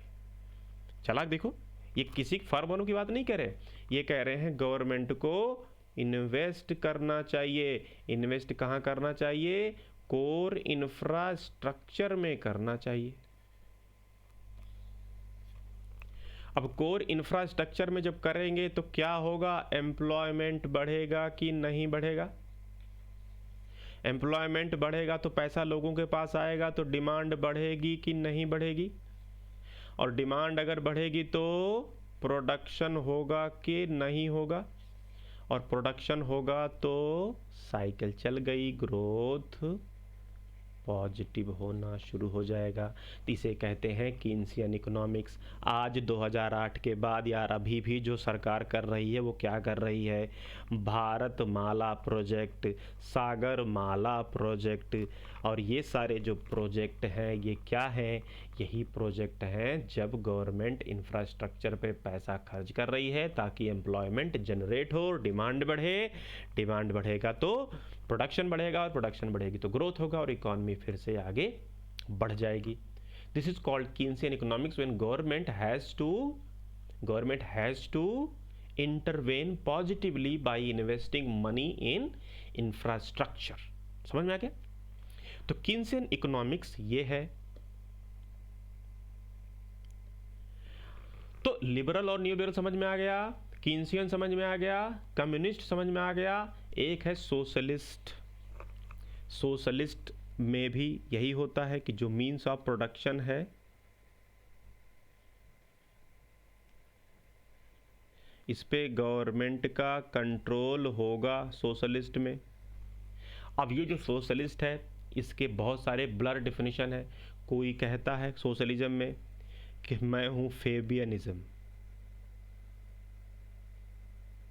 कोई कहता है मैं हूँ गिल्ड सोशलिस्ट या गिल्ड सोशलिज्म, GUILD। कोई कहता है मैं हूँ डेमोक्रेटिक सोशलिज्म जो इंडिया में है।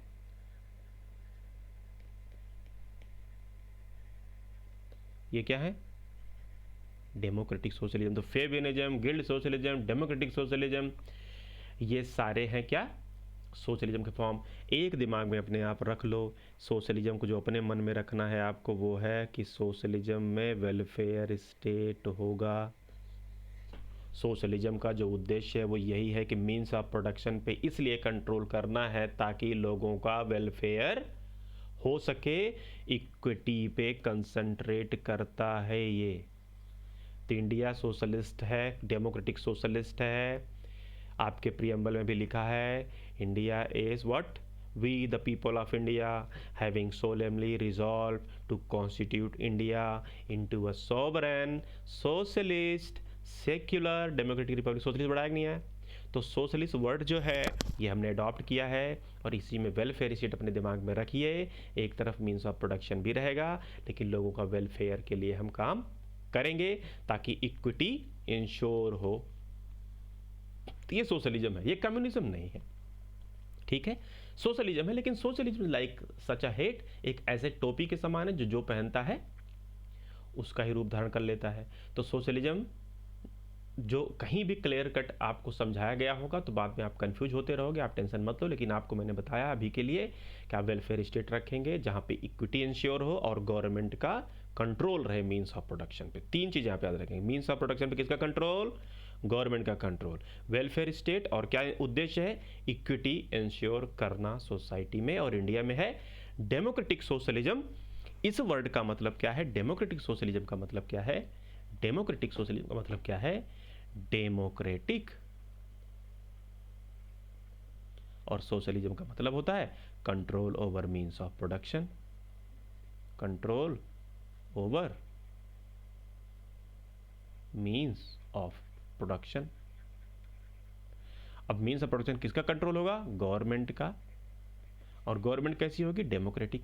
तो डेमोक्रेटिकली इलेक्टेड जो गवर्नमेंट है वो जब कंट्रोल करती है मीन्स ऑफ प्रोडक्शन पे तो हम उसे कहेंगे डेमोक्रेटिक सोशलिज्म। ठीक है, अब इसके बाद और क्या कॉन्सेप्ट है साहब? Nehruvian and Gandhian economics. तो नेहरूवियन इकोनॉमिक्स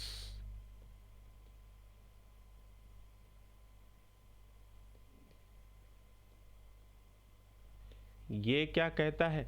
ये बात करता है मिक्स्ड इकोनॉमी की,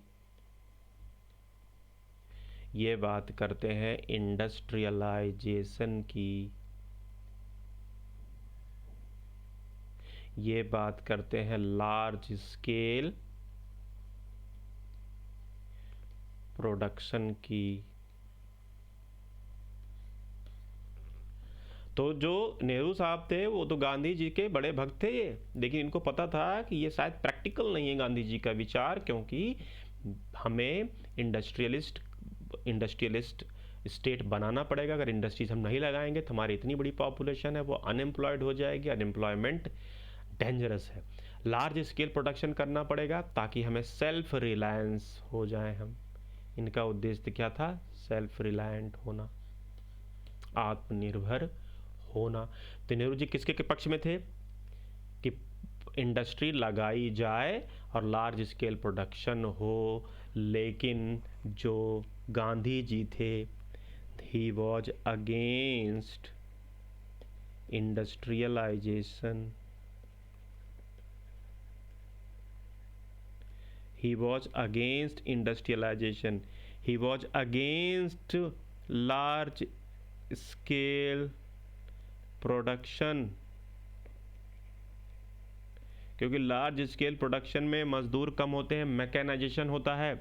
ही was against heavy mechanisation.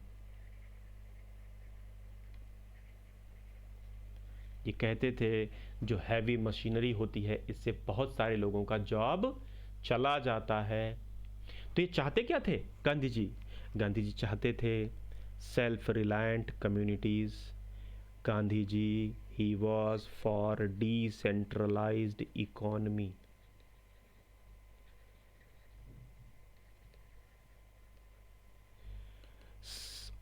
Self reliant villages. ये कहते थे कि जो विलेजेज हैं उनको सेल्फ रिलायंट बनाया जाए। ठीक है, ये बात करते थे सर्वोदय की। ये कहते थे सभी का उदय हो, सभी का भला हो। सभी का भला तब होगा जब छोटे छोटे कम्युनिटीज़ हों, विलेज हों, इंटरडिपेंडेंट हों। दैट्स वाई इन्होंने कास्ट सिस्टम को भी मेंटेन रखने की बात की। इन्होंने कहा कि जितने भी वर्कर्स हैं सबको बराबर ट्रीटमेंट दिया जाए। कास्ट सिस्टम क्या है? कास्ट सिस्टम में ब्राह्मण एक स्पेशलाइज्ड काम करता है, क्षत्रिय दूसरा स्पेशलाइज्ड काम करता है, वैश्य तीसरा स्पेशलाइज्ड काम करता है, शूद्र चौथा स्पेशलाइज काम करता है। तो इन्होंने कहा कास्ट सिस्टम जो है वो सेल्फ रिलायंट है ऑटोमेटिकली। पंडित जो है वो बाकी तीनों पे बेस्ड होता है। पंडित का काम है शिक्षा देना और वो बाकी तीनों पे बेस्ड है कि ताकि वहाँ से उसकी इनकम होती रहे। क्षत्रिय जिसको रक्षा करना है वो बाकी तीनों पे बेस्ड है। जो वैश्य है वो उत्पादन करता है और वो बाकी तीनों को सेल करता है, वहाँ पे बेस्ड है। और जो शूद्र है वो नीचे का काम करता है और अल्टीमेटली खेतों में काम करता है, हर जगह काम करता है, सफाई का काम करता है, उस पर ही पूरी सोसाइटी बेस्ड है। तो ये जो सोसाइटी है सेल्फ रिलायंट सोसाइटी बनाना, सभी को जॉब देना, हर जगह छोटा प्रोडक्शन होना चाहिए। हर गांव अपना प्रोडक्शन करे, गांव अपना सप्लाई करे और छोटे लेवल पे सेल्फ ऑटोनॉमी जो ऑटोनमस विलेजेज होने चाहिए।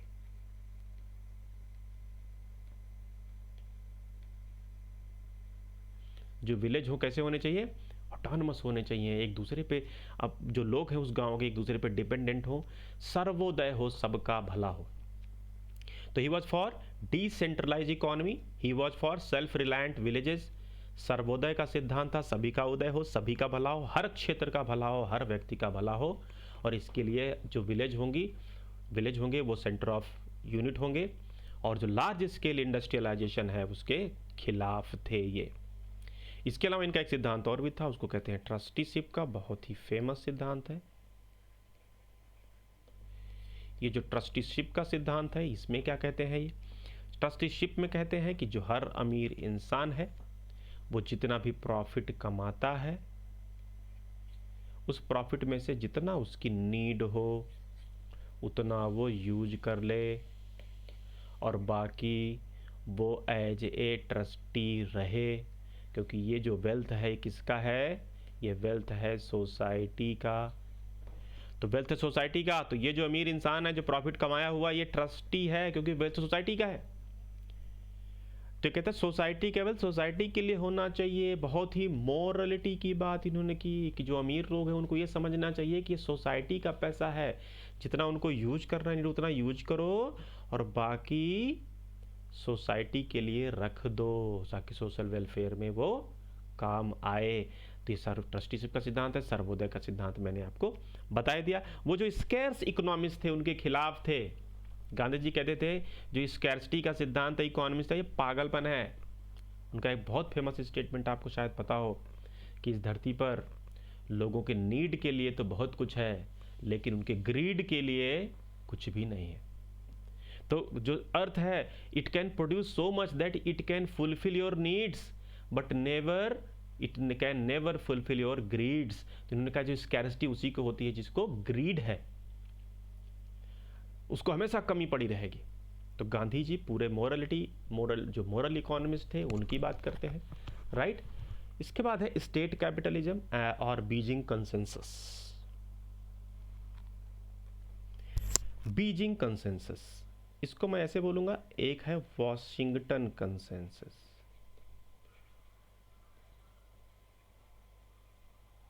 वॉशिंगटन कंसेंसस जो है वो IMF लेके आया है और ये है फ्री इकोनॉमी के लिए। ये फ्री इकोनॉमी और फ्री इकोनॉमी के साथ साथ ही ग्लोबलाइजेशन को भी प्रमोट करता है। इसी के इतर एक कंसेंसस और भी कहा जाता है, उसको कहते हैं बीजिंग कंसेंसस। बीजिंग कंसेंसस का मतलब एक स्टेट कैपिटलिज्म भी कहते हैं इसको। इसमें क्या होता है बीजिंग कंसेंसस में कि इसमें जैसे इसमें पूरा इकोनॉमी है, मार्केट रूल करेगा, इसमें पूरा मार्केट रूल करेगा, इस पे भी मार्केट रूल करेगा, लेकिन इसके चारों तरफ ये जो स्टेट होगा वो अपनी दीवार बना रखेगा। बोलेगा मार्केट से तुम प्ले करो ना, मुझे कोई दिक्कत नहीं है, लेकिन गोल क्या होगा, हमारा गोल पूरा करोगे। इट इज पॉलिटिकल कैपिटल आपको, मतलब जो ब्रॉड प्लानिंग है और एम है वो कौन बना रहा है, गवर्नमेंट बना रही है। गवर्नमेंट क्या कर रही है, ब्रॉड प्लान बना दे रही है, ब्रॉड पर्सपेक्टिव बता दे रही है और उसके बीच में मार्केट खेलो, क्या दिक्कत है। तो चाइना एक अलग ही यूनिक टाइप का कॉन्सेप्ट पैदा कर दिया है इसने जहां पर पॉलिटिक्स में पूरी तरीके से कम्युनिस्ट है। ये आपको पता है वहां पे एक ही रूल करता है, एक ही पार्टी। तो जहां पॉलिटिक्स में कौन रूल करता है, कम्युनिस्ट पार्टी। ये सिंगल पार्टी रूल सिस्टम है, यहाँ पे डेमोक्रेसी नहीं मानी जाती। ये लोग कहते हैं हम डेमोक्रेसी हैं और जाके वेस्टर्न कंट्रीज इंडिया वाले कहते हैं हम डेमोक्रेसी हैं। तो इनके हिसाब से डेमोक्रेसी है, लेकिन इंडियंस के हिसाब से डेमोक्रेटिक कंट्री नहीं है, अथॉरिटेरियन कंट्री, क्योंकि एक ही पार्टी रूल करती है, ठीक है। तो वहाँ पे एक ही party, that is called communist party. इन्होंने के पॉलिटिक्स में तो अभी इसको मेंटेन रखा, लेकिन जो इकोनॉमी थी इन्होंने पूरा स्ट्रक्चर बदल दिया और इकोनॉमी में अब ये इन्होंने मार्केट कल्चर को, मार्केट इकोनॉमी को ये प्रपोर्ट करते हैं। ये अपने यहाँ कंपनीज को इनवाइट करते हैं, इन्वेस्ट करवाते हैं और इनका उद्देश्य क्या है, इनका उद्देश्य है मैक्सिमम एक्सपोर्ट। और इनका भी लेटेस्ट एक्सपोर्ट जो सबसे बढ़िया रहा है वो था कोरोना वायरस का। तो इन्होंने उसको बहुत अच्छा एक्सपोर्ट किया, जिसमें अभी इंडिया भी उसका बेनिफिट उठा रहा है। तो आप लोग जानते हैं कि they are the export oriented country और this time he has exported free of cost, no money has taken by them. तो ये जो बीजिंग कंसेंसस है ये क्या कहता है, ये ब्रॉड पर्सपेक्टिव सेट कर दिया इसने चारों तरफ। अगर वहाँ पे कुछ भी गड़बड़ होता है तो पॉलिटिक्स के अथॉरिटेरियन है वो तुरंत कंट्रोल करते हैं और बाकी आप खेलो, कोई दिक्कत थोड़ा है, ओके। इसके बाद है डेवलपमेंटल इकोनॉमिक्स। ये जो डेवलपमेंटल इकोनॉमिक्स है ये क्या है साहब। सो डेवलपमेंटल इकोनॉमिक जो है ये बात करती है, आपको याद होगा कि हमारा इंडिया भी आज़ाद हुआ 1947 में, और उसके बाद बहुत सारी कंट्रीज़ आज़ाद हुई। तो ये जो इकोनॉमिक्स स्टडी करते थे, इन्होंने कभी कॉलोनियल कंट्रीज़ की तो स्टडी की ही नहीं। तो जो कॉलोनी से आज़ाद हुई थी कंट्रीज़, जैसे कि आपका साउथ अफ्रीका हो गया, जैसे कि आपका इंडिया हो गया, ये सारी कंट्रीज़ जो आज़ाद होते गए धीरे धीरे, आपका लाओस हो गया, वियतनाम हो गया, यहाँ पे जो सबसे बड़ी समस्या थी वो क्या थी कि यहाँ पे जो कॉलोनियल कंट्री जिनके ऊपर कॉलोनी बना के रखे थे, ब्रिटेन, फ्रांस, ये सारे लोगों ने, इन्होंने इनकी इकोनॉमी को पूरी तरीके से चौपट कर दिया था। This was under developed economy. और इसका रीजन कौन था? इसका रीजन था कॉलोनियल एक्सप्लॉयटेशन।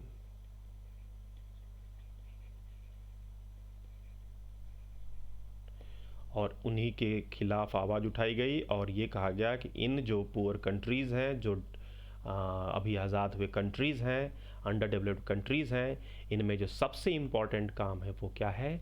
डेवलपमेंट। तो डेवलपमेंट इकोनॉमिक्स क्या बात करता है? जो अंडर डेवलप्ड कंट्रीज़ हैं, एशियन कंट्रीज़ हैं, अफ्रीकन कंट्रीज़ हैं, उनमें डेवलपमेंट होना। डेवलपमेंट मतलब equity, growth, employment, standard of living,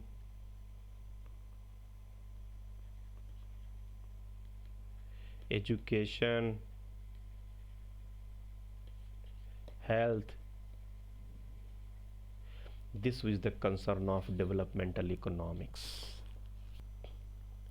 Amartya Sen साहब को इसका प्रोपाउंडर बोल सकते हैं। अमर्त्य सेन साहब हैं, जोसेफ स्टिग्लिट्ज़ हैं, और बहुत सारे ऐसे लोग हैं जिन्होंने इसको प्रोपाइंड किया, डेवलपमेंटल इकोनॉमिक्स को। इसके बाद आता है बिहेवियरल इकोनॉमिक्स।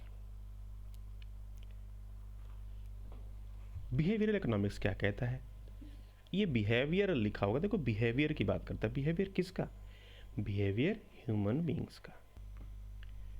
ये जो कॉन्सेप्ट है इसको किसने दिया? रिचर्ड थेलर साहब ने दिया है। कौन है? Richard Thaler. रिचर्ड थेलर साहब की क्या खास बात है? इन्होंने इसको कॉन्सेप्ट को दिया है और इनको नोबेल प्राइज मिला है 2017 में इकोनॉमिक्स साइंस का। ये नोबेल लॉरिएट हैं भाई साहब, नोबेल प्राइज विनर है 2017 में। और ये 2017 में नोबेल प्राइज विनर होने के बाद इन्होंने जो कॉन्सेप्ट दिया, इन्होंने कहा कि सुनो यार, ये जो कहते हो कि रेशनल एक्सपेक्टेशन थियरी जो आप लोग दे रखे हो इकोनॉमिस्ट लोग, कि भाई जैसा आप एक्सपेक्ट करते हो कि आदमी ऐसा करेगा वो बहुत रेशनल होता है, ये बिल्कुल भी सही नहीं है। इसमें एनॉमली पाई गई है, इससे उल्टा आदमी सोचता है जो आप कह रहे हो। ह्यूमन बिहेवियर है, बहुत ही कॉम्प्लेक्स है। इससे जो आप रेशनल एक्सपेक्टेशन कर रहे हो ये ऐसा नहीं है। आपको इनके बिहेवियर को समझने के लिए स्पेशलाइजेशन की ज़रूरत होगी। और इन्होंने कहा कि सुनो, इसके लिए एक टीम अरेंज करो जिसको कहा जाएगा बिहेवियरल साइंस टीम, और इनको कहा जाएगा नज यूनिट्स। ये नज यूनिट्स कौन है? ये बिहेवियरल साइंस टीम है।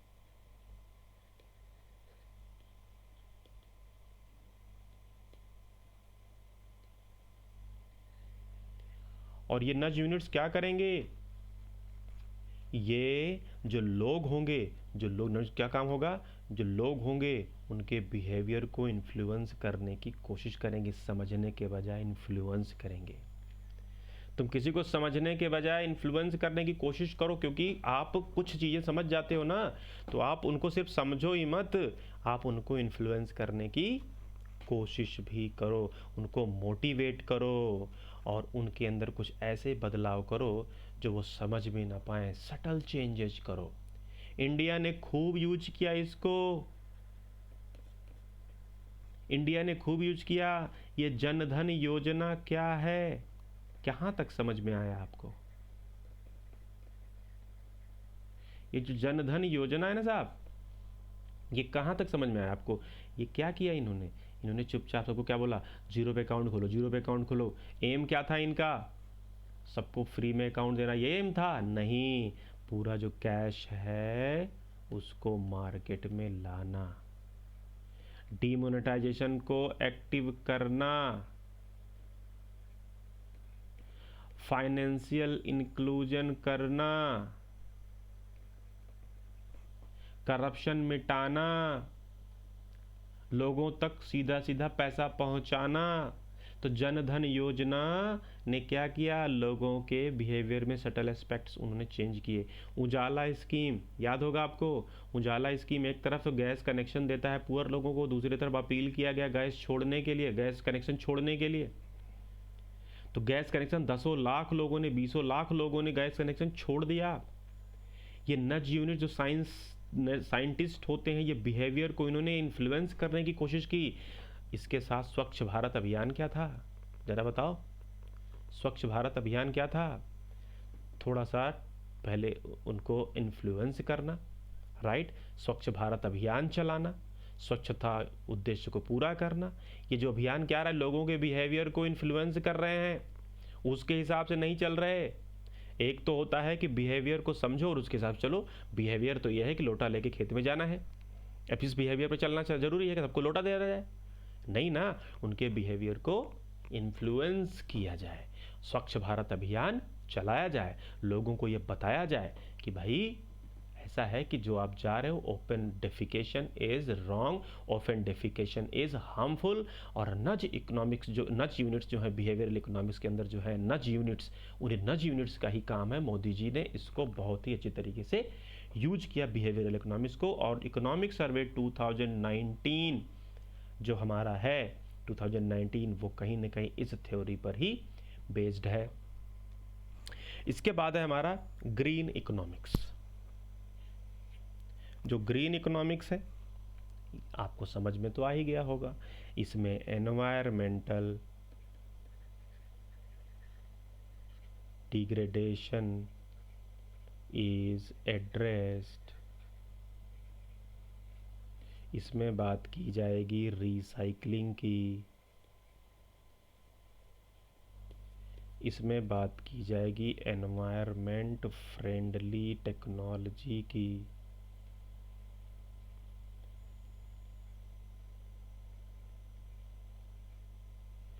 इसमें बात की जाएगी ग्रीन बॉन्ड की,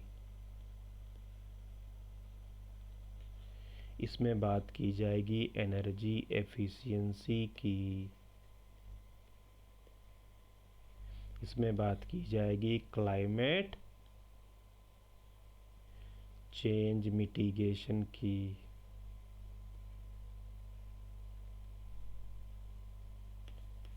इसमें बात की जाएगी एनवायरमेंटल पोल्यूशन को रोकने की, चाहे वाटर पोल्यूशन हो, चाहे एयर पोल्यूशन हो, चाहे सॉइल पोल्यूशन हो। तो ऑर्गेनिक फार्मिंग ये सब किधर आएगा, ये ग्रीन इकोनॉमिक्स की बात ये करेगा साहब। अगर हम ग्रीन इकोनॉमिक्स की बात करेंगे तो आपको पता है जो सस्टेनेबल डेवलपमेंट गोल है,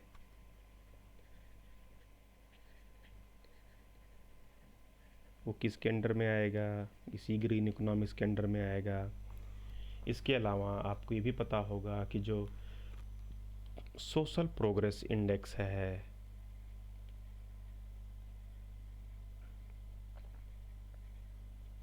वो भी इसी की बात करेगा। तो ये सारा जो ग्रीन जीडीपी और फलाना ढिमका सारी बातें हैं भाई साहब, वो ग्रीन इकोनॉमिक्स में ही आएंगे। अब इसके बाद हम बात करते हैं economy as the process of demand production and supply. आपको बताया मैंने कि एक तरफ तो आपका क्या है, हाउस होल्ड मान लेते हैं, हाउस होल्ड क्या करेगी, डिमांड करेगी, राइट, डिमांड, फाइन। ये डिमांड के लिए क्या होंगी, प्रोडक्शन करेंगी। प्रोडक्शन कौन करेंगी, जो फर्म्स हैं। और फिर सप्लाई किसको करेंगी, मार्केट को करेंगी।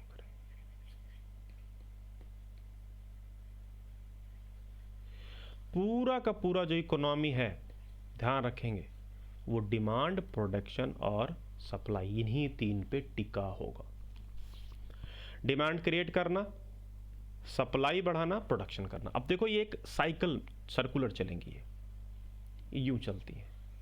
यहां पे होगी demand,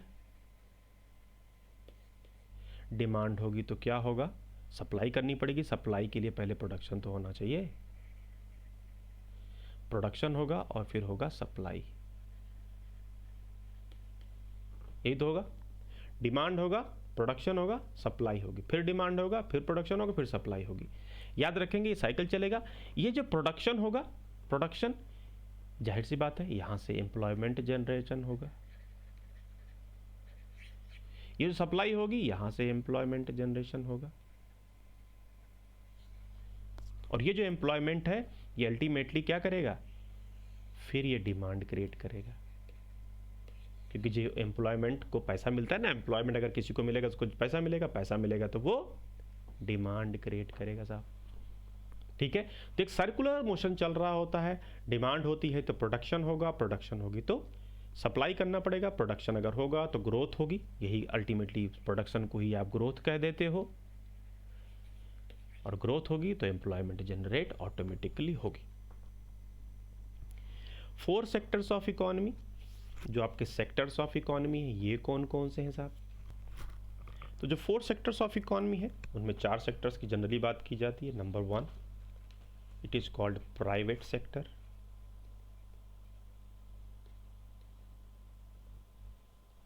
number 2 government sector, number 3 house hold sector, number 4 export import. ये 4 सेक्टर की जनरली बात की जाएगी। एक सेक्टर को कभी कभार और हम ले लेते हैं, दैट इज कॉल्ड बैंकिंग।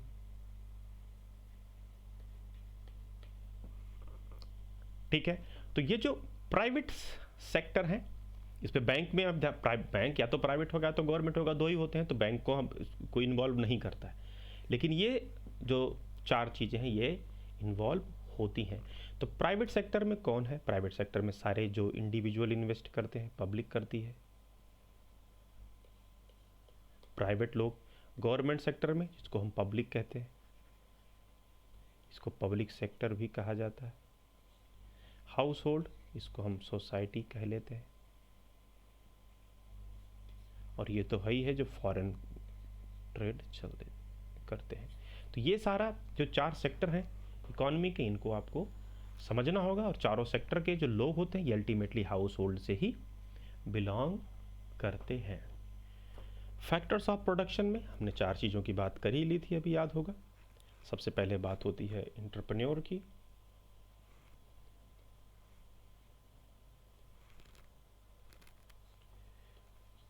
इसको एंटरप्राइजेस भी कहीं पे लिखा रहेगा तो वो भी आप ध्यान में रखिएगा। दूसरी आपको पता है कि कैपिटल, तीसरा है लेबर, और चौथा है लैंड। कहीं कहीं पे इसे नेचुरल रिसोर्सेज भी कह देते हैं।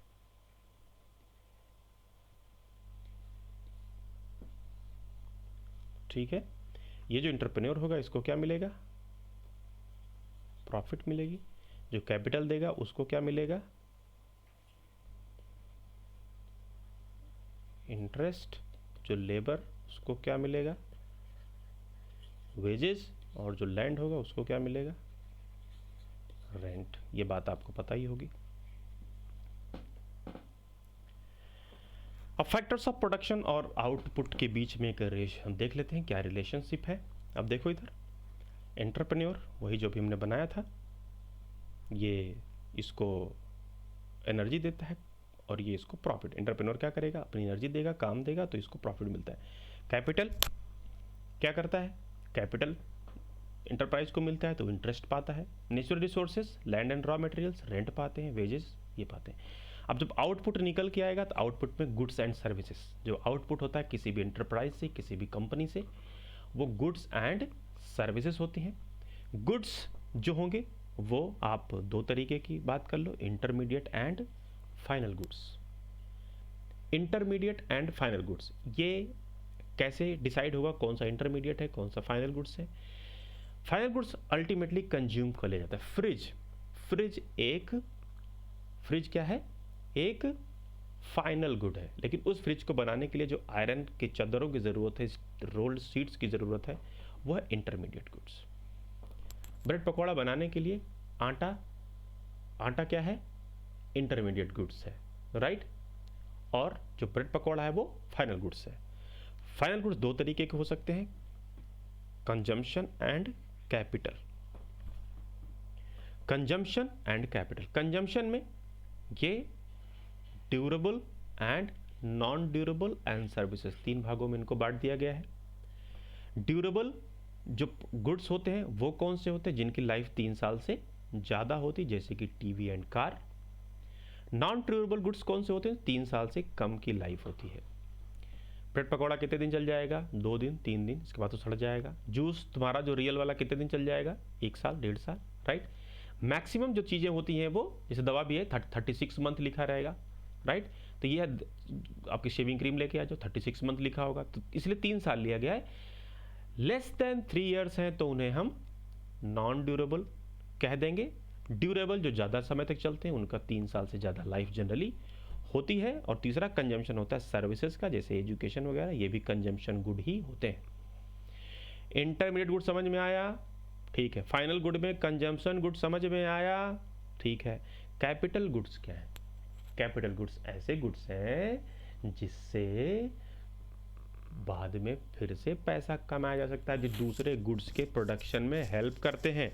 जैसे ट्रैक्टर क्या कर रहा है? ट्रैक्टर एक कैपिटल गुड्स है, एक तो ड्यूरेबल भी है, दूसरा ये दूसरे गुड्स यानी कि एग्रीकल्चरल गुड्स को प्रोडक्शन में हेल्प कर रहा है। जो मशीन होती है फैक्ट्रीज के, वो क्या हैं? वो कैपिटल गुड्स हैं भाई साहब। कैपिटल गुड्स ऐसे गुड्स हैं जो दूसरे गुड्स को प्रोडक्शन करने में हेल्प करें। एक लैपटॉप भी क्या है? कैपिटल गुड्स है, जो दूसरी चीज़ों को प्रोडक्ट करता है, बहुत सारी सर्विसेज को देने के लिए हेल्प करता है। तो ट्रैक्टर का एग्जांपल ले सकते हैं, मशीनों का एग्जांपल ले सकते हैं।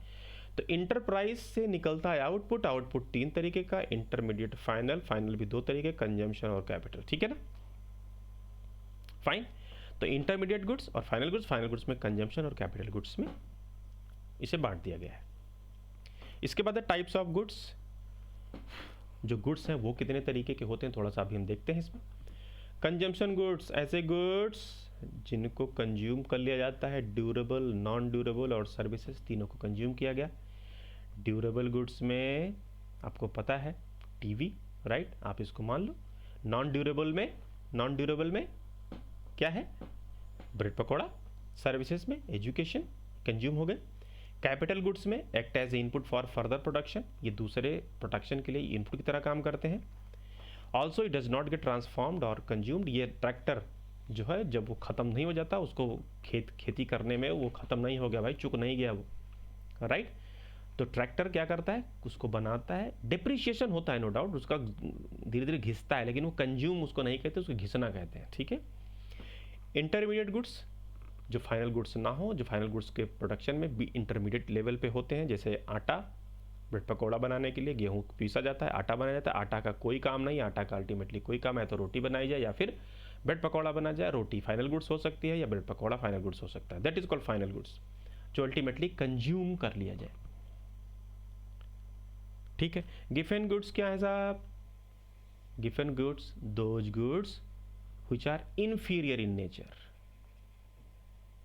2 तरीके गुड्स होते हैं, इन्फीरियर एंड सुपीरियर। सुपीरियर जिसको देख के आपको सुपीरियरिटी की फीलिंग है, सोना, चांदी, हीरा। एक हाथ में तुम्हें सोना चांदी पहने हुए और एक हाथ में साबुन का, आप चाह रहे थे साबुन लेके 3 ठो और आपका दोस्त मिला, बोलो ये क्या हाथ में लिए हो यार, राइट। तुम्हें इन्फीरियरिटी कॉम्प्लेक्स हो जाएगी, अरे यार साबुन लेके घूम रहा हूँ, बेइज्जती हो गई। लेकिन वहीं पे अगर हीरा लेके घूम रहे हो तो, सोना लेके घूम रहे हो तो सुपीरियरिटी की फीलिंग आ जाएगी। तो इन्फीरियर गुड्स आर गिवन गुड्स आर इन्फीरियर गुड्स। लेकिन प्रॉब्लम क्या है कि इनकी डिमांड ऐसे समय पे बढ़ती है जब कहीं पे कलामिटी आ जाए। इन्फीरियर गुड्स की डिमांड कब बढ़, ऐसे गुड्स जो कभी प्रॉब्लम आ जाए तो इनकी डिमांड बढ़ जाए। ऐसे इन्फीरियर गुड्स जब कोई प्रॉब्लम हो जाए, डिजास्टर आ जाए, उनकी डिमांड बढ़ जाए, तो उसे हम कहेंगे गिफन गुड्स। भले इनका दाम महंगा हो रहा है फिर भी ये, जैसे कि आपको कहेंगे किसी एरिया में बाढ़ आई हो, अब बाढ़ अगर आई हो तो उस समय जो दवाइयाँ हैं, दवाइयों को आप कहते हो इन्फीरियर गुड्स, लेकिन उनकी डिमांड बढ़ जाएगी। वाटर इन्फीरियर गुड्स कहेंगे लेकिन उसकी डिमांड बढ़ जाएगी, ऐसे गुड्स को कहेंगे गिफन गुड्स। सब्स्टिट्यूट गुड्स क्या है? सब्स्टिट्यूट जिनको एक की जगह पे दूसरे को यूज करने लगेंगे। मान लेते हैं कॉफ़ी का दाम ज़्यादा बढ़ गया है, कॉफ़ी का दाम ज़्यादा बढ़ जाएगा तो लोग कॉफ़ी पीना बंद करके चाय पीना शुरू कर सकते हैं। इसी तरीके से चाय का दाम बढ़ जा रहा है तो उसका सब्स्टिट्यूट कॉफ़ी हो सकता है। कॉम्प्लीमेंट्री गुड्स कौन से हैं? जो एक दूसरे को कॉम्प्लीमेंट करें। एक का दाम बढ़ेगा तो दूसरे पे ऑटोमेटिकली इम्पैक्ट पड़ेगा। अगर पेट्रोल का दाम बढ़ता है तो ऑटोमेटिकली कार पे इम्पैक्ट पड़ेगा।